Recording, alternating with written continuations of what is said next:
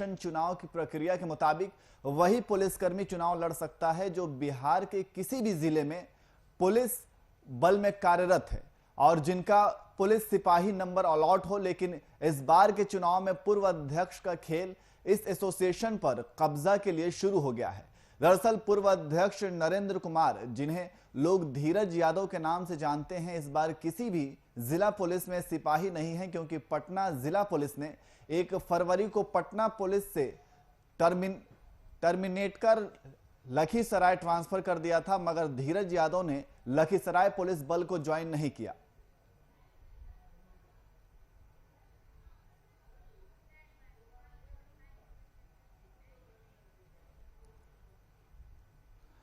और इसी खबर पर अधिक जानकारी के लिए हमारे संवाददाता कुमार गौतम पटना से हमारे साथ लाइव जुड़ गए हैं। गौतम, जिस तरीके से ये देखा जा रहा है कि पुलिस एसोसिएशन में के चुनाव को लेकर के कई तरह के सवाल खड़े किए जा रहे हैं, गौतम।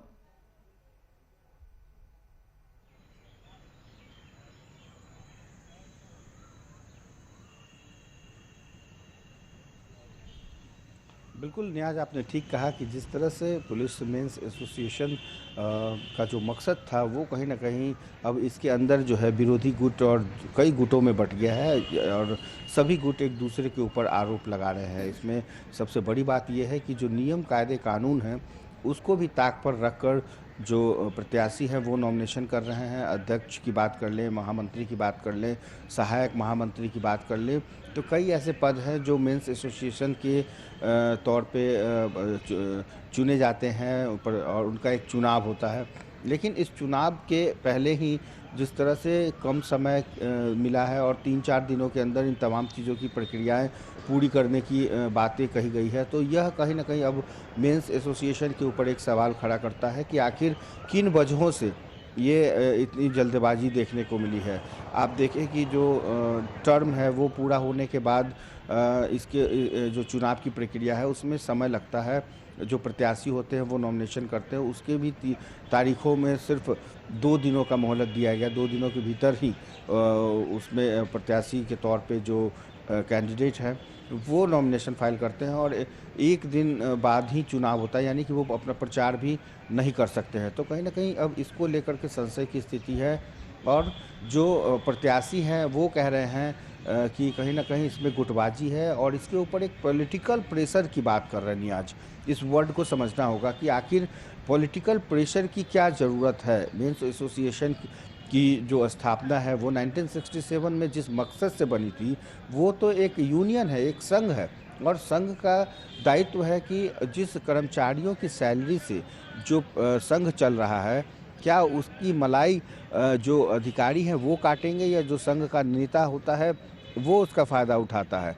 ये एक बड़ी बात है और जिस संघ के बनाने के मकसद से के साथ 1967 में इसकी शुरुआत हुई थी और इसमें जितने सिपाही हैं, तकरीबन आज के डेट में बिहार में 85,000 जो सिपाही हैं वो इससे प्रभावित होते हैं, उनकी सैलरी कटती है और तब जाकर के संघ का जो कोषांग है वो बढ़ता है। लेकिन इस कोषांग से सिपाही या उनके जो पीड़ित परिवार के लोग हैं या उनकी जो ज़रूरतमंद चीज़ें हैं ये उसमें पूरी होनी चाहिए। लेकिन ये पूरी ना हो करके कहीं ना कहीं जो नेता बनते हैं, अध्यक्ष बनते हैं, जो मंत्री और महामंत्री बनते हैं, उनकी ज़रूरतें सिर्फ पूरी होती है। और यही कारण है कि हाल के दिनों में तकरीबन 64 लाख रुपए से ज़्यादा का जो फंड है उसकी हेरा फेरी का भी मामला चल रहा है और इसके ऊपर डेलीगेट्स ने जांच बैठाया हुआ है। जांच के बावजूद भी जो टीम है वो लगातार प्रयास करती रहती है और जांच कर रही है, लेकिन इस जांच के बावजूद भी अभी जांच की रिपोर्ट पूरी नहीं हुई है। यही आरोप लगा रहे हैं दूसरे गुट के लोग और ये कह रहे हैं कि कहीं ना कहीं जो जांच का दायरा है वो पूरा नहीं हुआ है, जांच की आंच अभी बाकी है। और ऐसे में अचानक से फिर उन्हीं को प्रत्याशी बना देना या प्रत्याशी के तौर पर जो नॉमिनेशन, तो उनके नॉमिनेशन पर प्रश्न चिन्ह खड़ा हो रहा है, उनके नॉमिनेशन पर सवाल उठ रहे हैं कि आखिर जब किसी को विनियमित कर दिया जाता है, किसी भी सिपाही को अगर वो योगदान नहीं देता है तो फिर वो कैसे इस पद के लिए प्रत्याशी के तौर पे नामांकन भर सकता है। सवाल यहीं पे है और इस सवाल के जवाब में अभी तक कोई भी अधिकारी सामने नहीं आया है। हालांकि लिखित तौर पे जो आवेदन है वो तमाम पुलिस डिपार्टमेंट के बड़े पदाधिकारियों को दे दी गई है, लेकिन जिस पॉलिटिकल प्रेशर की बात मैंने पहले कही है, आखिर सरकार या सरकार के जो लोग हैं, क्या उसके हस्तक्षेप की वजह से अगर ये हो रहा है तो फिर एसोसिएशन का कोई मतलब नहीं रह जाता, क्योंकि एसोसिएशन फिर उन्हीं के हवाले चला जाएगा जो इस पर कब्जा जमाए हुए हैं, जो अभी तक इसके ऊपर ये सोचते हैं कि जो सिपाहियों का जो हक है उनकी सैलरी से जो पैसा कटता है, संघ में जो पैसा जाता है, उस पैसे से फिर वही बंदरबाट होगा। कहीं न कहीं उसके जो अध्यक्ष हैं, मंत्री हैं, सहायक महामंत्री हैं, तो इन तमाम लोगों के बीच जो पैसे हैं वो उनके ज़रिए एसोसिएशन के अंदर जो सिपाही हैं या जो पीड़ित शख्स हैं, उनके इलाज के लिए, उनके मदद के लिए जो पैसे हैं, वो उस पर कहीं न कहीं सेंधमारी होगी। और यही कारण है कि इसके अंदर जो खास करके इस वक्त 2 गुट है और दोनों गुट आमने-सामने हैं। एक गुट सामने वाले गुट की तमाम वो प्रत्याशी न होने का हवाला दे रहे हैं, तो दूसरा गुट जो है वो किस तरीके से नॉमिनेशन करता है, इस पर भी है। तो ये अभी इन दिनों बिहार पुलिस मेंस एसोसिएशन है, ये 3 दिनों के लिए अभी अखाड़ा बना हुआ है। हालांकि अभी तक बड़े पदाधिकारियों ने उन प्रत्याशियों के जो अभी स्क्रूटनी है, वो स्क्रूटनी आज हो जाएगी और स्क्रूटनी के बाद तय होगा कि किनको प्रत्याशी बना जाए, क्योंकि ये आम चुनाव से अलग चुनाव है। इसमें जो एसोसिएशन के सदस्य हैं वही चुनाव में भाग लेते हैं और अपने अध्यक्ष को चुनते हैं, महामंत्री को चुनते हैं, सहायक महामंत्री को चुनते हैं। तो कहीं न कहीं ऐसे कई पद हैं। हालांकि इस पद में भी वृद्धि कर दी गई। एक गुट का कहना है कि इसमें 6 ही पद बनाए गए थे, लेकिन अभी वर्तमान में 13 से ज़्यादा पद हैं। तो कहीं न कहीं इन पदों के ऊपर जो है चुनाव होने हैं, जिसकी तारीख मुकम्मल की गई है 23 तारीख को।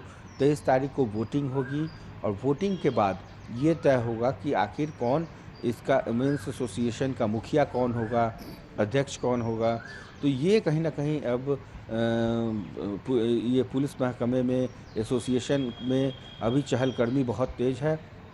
इस चहलकदमी में भी 2-3 चीज़ें जो निकल कर सामने आ रही है, वो ये है कि क्या उनकी सैलरी से जो पैसा संघ में जाता है, उसका कोई लेखा-जोखा होना चाहिए। उसके ऊपर भी एक टीम होनी चाहिए जो ये तय कर सके कि आखिर पैसा किस रूप में और कहाँ खर्च हो रहा है। कल जब वीआईपी न्यूज़ के पास जो अध्यक्ष प्रत्याशी के तौर पे जो लोग पहुँचे थे, या जो महामंत्री और मंत्री के सहायक महामंत्री के पद के लिए जो पहुँचे थे, उन्होंने भी अपने आवेदन को दिखाया, अपने आवेदन के ज़रिए अपनी बात रखने की कोशिश की और गुहार लगाई है कि कम से कम समाचार के ज़रिए, खबरों के ज़रिए भी यदि बड़े अधिकारियों को सूचना मिलती है कि यदि आपके जो प्रत्याशी हैं, जो उम्मीदवार हैं, यदि वो दागी हैं या यदि वो एलिजिबल नहीं हैं, तो उनकी योग्यता के आधार पर उनका जो उम्मीदवारी है वो उनको रद्द किया जाए, या उनके उन्होंने जो नॉमिनेशन भरा है उसके ऊपर उसको रद्द किया जाए और बाकी जो शेष बचे हुए हैं स्क्रूटनी के बाद उनको लिया जाए। अब देखना दिलचस्प होगा कि अधिकारी उनकी इस बात को कितनी जल्दी संज्ञान लेते हैं और क्या उस पर एक्शन लेते हैं, और यदि नहीं लेते हैं तो फिर इन लोगों ने कहा कि वो न्यायालय की तरफ भी जाएंगे। यदि सब कुछ 3 दिनों के अंदर हो जाता है तो वो न्यायालय की शरण में जाएंगे और कोर्ट के जरिए अपने न्याय की गुहार लगाएंगे। यानी कि जो आम हिफाजत के लिए, सामाजिक सुरक्षा के लिए जो पुलिसिंग बनी है, उसके संघ के अंदर जो अखाड़ा है, उसके संघ के अंदर भी जो गुटबाजी है, वो अब न्यायालय तक पहुंचेगी। यानी यह मामला अब कोर्ट में जा सकता है और कोर्ट को निर्णय लेना होगा कि क्या ऐसे उम्मीदवार को अध्यक्ष का उम्मीदवार बनाया जा सकता है जिसके ऊपर जांच चल रही हो, या फिर ऐसे उम्मीदवार को बनाया जा सकता है जो पुलिस बल में विरमित कर दिया गया है और उसने अभी तक योगदान नहीं दिया। तो बिना सिपाही के योगदान के, बिना सिपाही के किसी बैच के, बिना किसी नंबर के आखिर वो कैसे वो उम्मीदवार हो सकता है? यही एक सवाल है जिसके जवाब में ना तो अधिकारी सामने आ रहे हैं और ना ही जो गुटबाजी के जो अध्यक्ष हैं वो सामने आ रहे हैं। लेकिन आरोप प्रत्यारोप का दौर जारी है और इस आरोप प्रत्यारोप के बीच में जो पुलिस एसोसिएशन है, जो उसका संकल्प है, जो उसका मकसद है, वो कहीं न कहीं भटकाव की राजनीति में पड़ गया है। और जो अध्यक्ष प्रत्याशी कल जिन्होंने गुहार लगाई है मीडिया से या अपने अधिकारियों से, उन्होंने तो साफ तौर पे कहा है कि यदि अगर ऐसा नहीं होता है तो वो कोर्ट की शरण में जाएंगे। यानी कि अब देखिए, जब मामला घर का झगड़ा जब कोर्ट चला जाता है जी। तो आपको पता है कि क्या होता है। उस झगड़े में समय लगता है और उस झगड़े में साक्ष्य जुटाने पड़ते हैं। तो तमाम चीज़ें अब कोर्ट के शरण में यदि चली जाएगी तो एसोसिएशन के अंदर की भी बहुत सारी चीज़ें हैं जो निकल कर सामने आ सकती है। जो अभी तक अंदर ही अंदर खेल चल रहा था, वो खेल अब सामने आ सकता है। जी नियाज़। जी गौतम, लेकिन जिस तरीके से आपने कहा कि अध्यक्ष पद के लिए जो जिसे नॉमिनेट किया गया है उसको लेकर के भी तमाम तरह के सवाल खड़े किए जा रहे हैं और ऐसा कहा जा रहा है कि नियम कानून को भी ताक पे रख दिया गया है, तो क्या ये जो कुछ भी खेल चल रहा है, क्या ये एसोसिएशन के ऊपर अपना कब्जा बरकरार रखने के लिए सब कुछ खेल चल रहा है?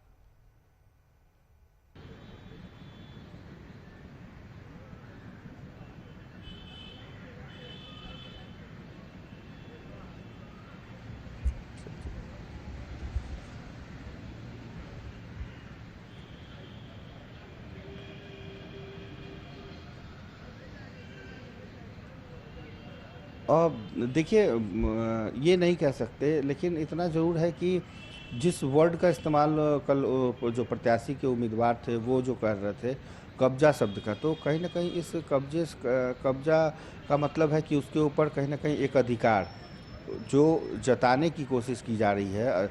और इसका जो मकसद है, उस मकसद की जगह कहीं न कहीं इन लोगों ने तो ये यहाँ तक आरोप लगाया कि जो एसोसिएशन है वो जिसके पास अपना मकान नहीं होता है, अध्यक्ष बनते ही वो राजधानी पटना में मकान कैसे बना लेते हैं, कैसे उनके पास लाखों की संपत्ति आ जाती है, आखिर कहाँ से वो पैसे आ जाते हैं। तो कहीं न कहीं ये सिपाही के हक और हुकूक का पैसा होता है, सिपाही की गाढ़ी कमाई होती है जिस पर वो रोटी सेकते हैं। और जब अध्यक्ष पद होते हैं तो उनके पास पावर हो जाता है और पावर के जरिए वो उसका इस्तेमाल गलत रूप में करते हैं और अपने ही कर्मचारियों, अपने ही जो सहयोगी कर्मचारी होते हैं, उनकी पैसे पर वो राज करते हैं। और इस राज के पीछे भी जो दिलचस्प कहानी है वो ये है कि पार्टी के अंदर भी दलगत राजनीति होती है। ये एक बहुत बड़ा सवाल है कि पार्टी के अंदर भी दलगत राजनीति होती है। हालांकि उन्होंने किसी पार्टी का नाम नहीं लिया, लेकिन उन्होंने कहा कि हर पार्टी के हर पार्टी के समर्थन में अलग अलग गुट है इसके अंदर। तो कहीं ना कहीं ये गुटबाजी सरकार बनाने और बिगाड़ने में भी खेल रखती है। तो ये चीज़ें, बहुत सारी चीज़ें हैं जो मेंस एसोसिएशन के इस सवाल से होकर के निकल रहा है। तो कह सकते हैं कि कहीं ना कहीं इस बार मामला बहुत गंभीर है। जो सवाल, जो आरोप लगाए जा रहे हैं उम्मीदवार के ऊपर, यदि वो डेलीगेट्स ने जांच अभी तक नहीं की है तो वैसे उम्मीदवार को आखिर कैसे प्रत्याशी बनाया जाता है, कैसे उनकी, हालांकि मान लीजिए अगर उन्होंने नॉमिनेशन किया, लेकिन अधिकारियों को ये तय करना होता है कि स्क्रूटनी के आधार पर कि उनके ऊपर कौन कौन से जांच चल रहे हैं। अगर उसने जांच छिपाई है तो भी वो पता कर पाना ये अधिकारियों का काम है जो स्क्रूटनी करते हैं। तो कहीं ना कहीं अब स्क्रूटनी के बाद, यानी आज क्लियर हो जाएगा शाम तक कि यदि स्क्रूटनी में उनके नाम रहते हैं तो कहीं ना कहीं इसमें काला खेल चल रहा है। और यदि स्क्रूटनी में उनके नाम हटा दिए जाते हैं, इसका मतलब कि कहीं ना कहीं ये स्वच्छ वातावरण में चुनाव होंगे और चुनाव के जो नतीजे आएंगे वो भी सही होंगे। अध्यक्ष पद की कुर्सी पर जो बैठेंगे वो उसकी गरिमा को, उसके भाव को समझेंगे कि इसका मकसद क्या है। इसके मकसद को समझने के साथ साथ जो ज़रूरत की चीज़ें हैं, जैसे जो केंद्रीय कर्मचारी के बच्चे होते हैं वो केंद्रीय स्कूल में पढ़ते हैं, तो कई ऐसी चीज़ें हैं राज्य सरकार के लिए जो सुविधा बनी हुई है केंद्र सरकार के लिए बनी हुई है। जी। तो मेंस एसोसिएशन भी इन सुविधाओं को लेकर के बना है।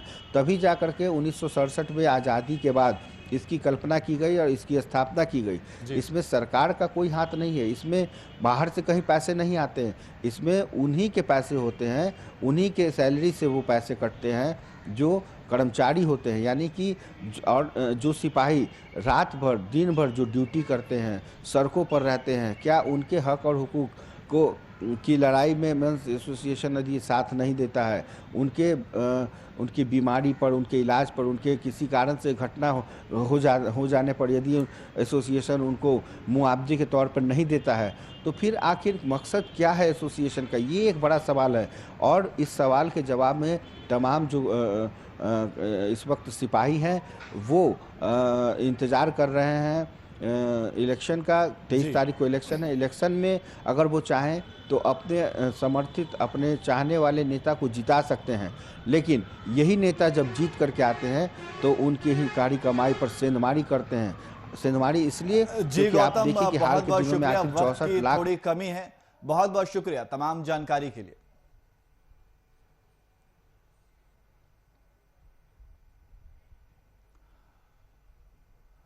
वहीं खबरों में आगे बढ़ते हैं। झारखंड में फिर एक बार आदिवासी हिंदू हैं या कोई और धर्म मानते हैं, इस पर राजनीतिक हलचल तेज हो गई है।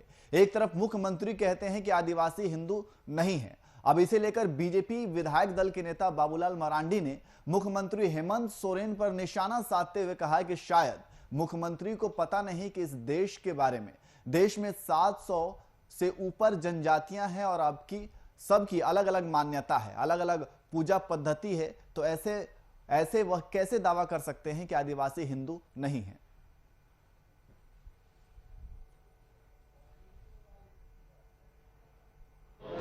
अब मुख्यमंत्री ने क्या कहा था कि आदिवासी हिंदू नहीं।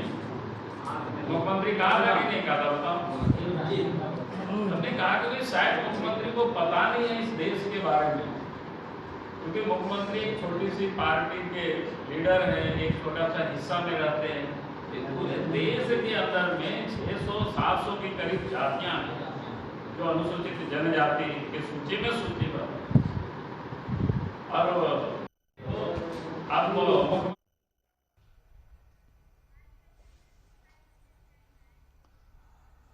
और इसी खबर पर अधिक जानकारी के लिए हमारे ब्यूरो चीफ राजीव रंजन रांची से हमारे साथ लाइव जुड़ गए हैं। राजीव, जिस तरीके से राज्य में देखा जा रहा है कि आदिवासियों को लेकर के फिर से राजनीति तेज हो गई है, आदिवासी हिंदू हैं या नहीं है, इसको लेकर के राजनीतिक गरियालों में काफी हलचल देखी जा रही है। राजीव,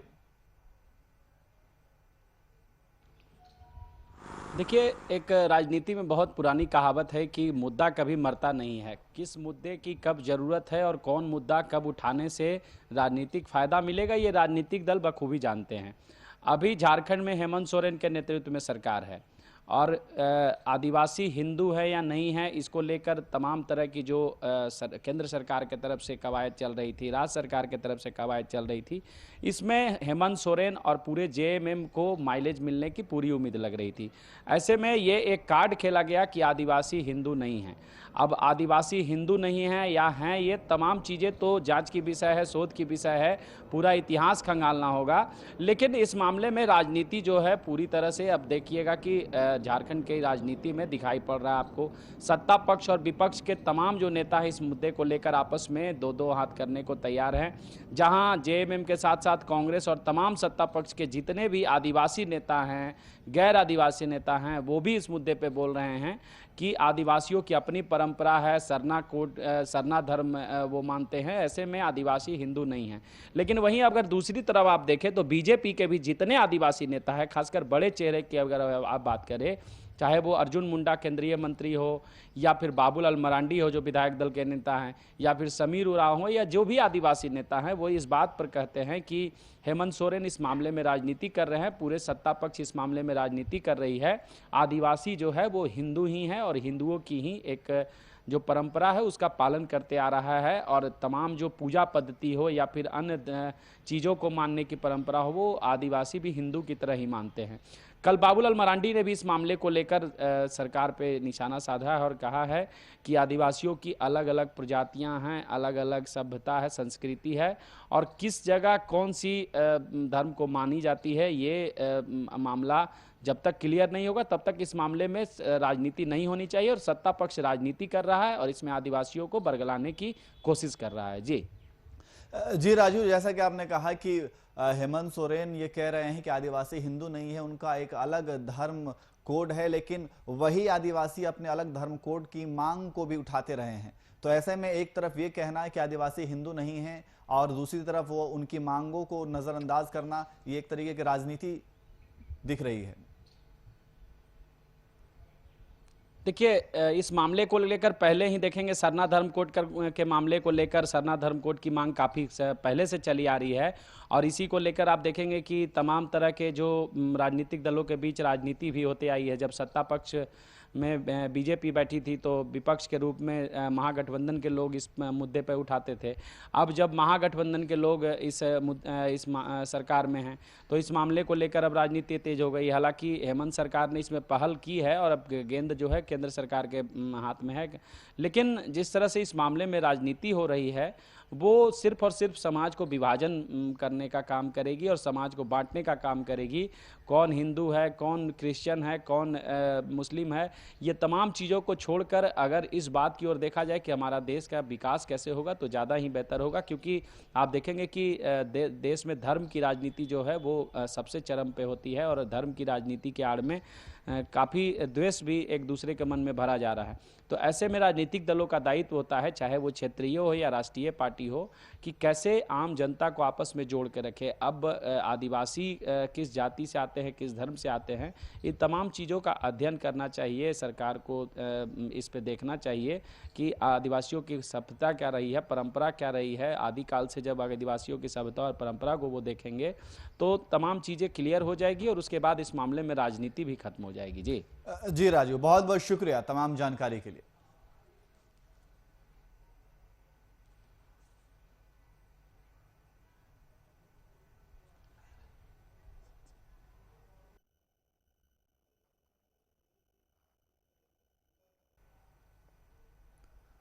वहीं शेखपुरा जिले के कुल 6 परीक्षा केंद्रों पर सिपाही भर्ती की परीक्षा का संचालन किया जा रहा है, जिसमें पहली पाली की परीक्षा में महिला कॉलेज से 5 मुन्ना भाई को पकड़े गए। वहीं पहली पाली की परीक्षा में 2808 परीक्षार्थी में 252 परीक्षार्थी अनुपस्थित रहे। इस बात को सदर थानाध्यक्ष विनोद राम ने बताया कि सिपाही भर्ती परीक्षा को लेकर शहर के महिला कॉलेज परीक्षा केंद्र में दूसरे के बदले परीक्षा दे रहे 5 मुन्ना भाई को दबोचा गया है, जिससे पूछताछ की जा रही है।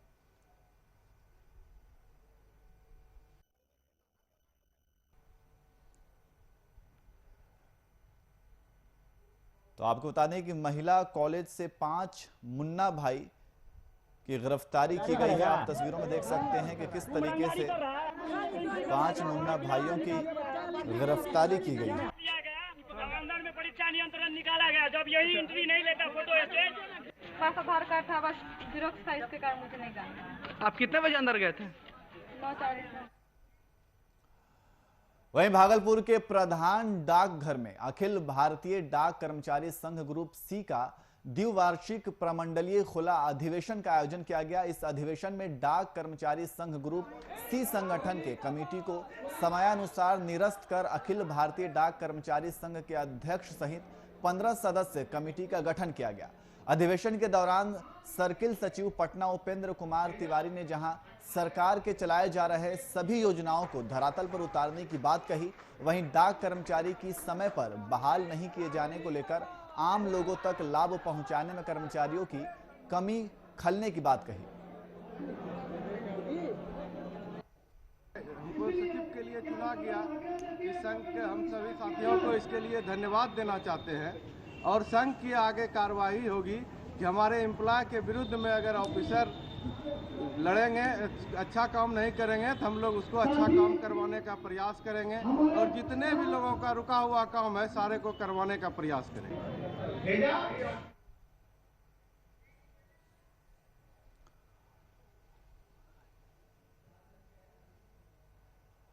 तो वार्षिक प्रमंडलीय खुला अधिवेशन का आयोजन किया गया। तस्वीरों में देख सकते हैं कि किस तरीके से इस आयोजन में